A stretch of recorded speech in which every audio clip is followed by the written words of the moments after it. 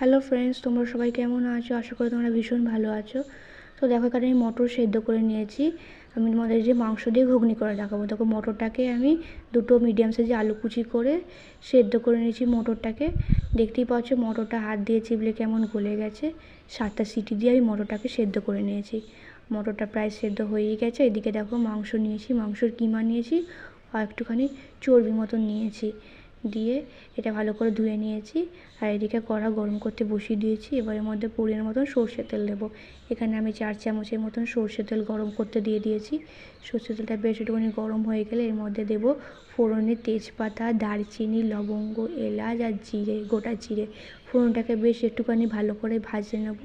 ফোড়নটা থেকে ভালো একটা স্মেল ছাড়তে শুরু করে দিয়েছে। এর মধ্যে তখন পেঁয়াজ কুচি করে রেখেছিলাম, দুটো মিডিয়াম সাইজের পেঁয়াজ। এই পেঁয়াজটা আমি তেলে দিয়ে পেঁয়াজটাকে বেশ একটুখানি লাল লাল করে হওয়া পর্যন্ত আমি ভেজে নেব। পেঁয়াজটা বেশ লাল লাল হয়েই গেছে, দেখতেই পাচ্ছ ফ্রেন্ডস। পেঁয়াজটা বেশ লাল লাল করে ভাজা আমার হয়ে গেছে। এর মধ্যে এবার যে আমি মাংসটাকে ধুয়ে রেখেছিলাম ভালো করে, ওই মাংসটা এবার তেলের মধ্যে আমি দিয়ে দেবো। মাংসটা এবার আমি সব দিয়ে ভালো করে এবার আমি ভাজতে থাকবো মাংসটাকে পেঁয়াজের সাথে। মাংসটাকে প্রায় ভাজতে থাকবো ভালো করে লাল লাল হওয়া পর্যন্ত। মাংসটাকে একটুখানি ভেজে নেবো। তো দেখো, এখানে মাংসটাকে আমি নেড়ে চেড়ে ভালো মতন করে একটুখানি ভেজে নিচ্ছি।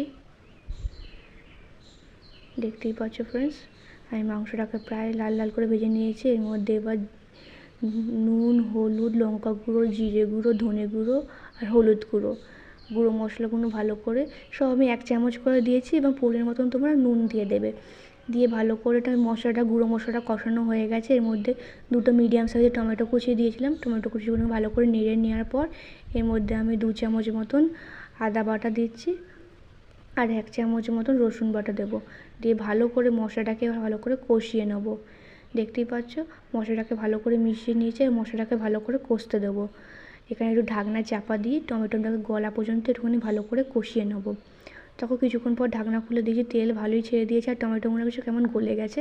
তো ভালো করে আমরা নেড়ে নেবো। আর একটুখানি ভালো করে কষিয়ে নিয়েছি, তেল ছাড়তে শুরু করে দিয়েছে।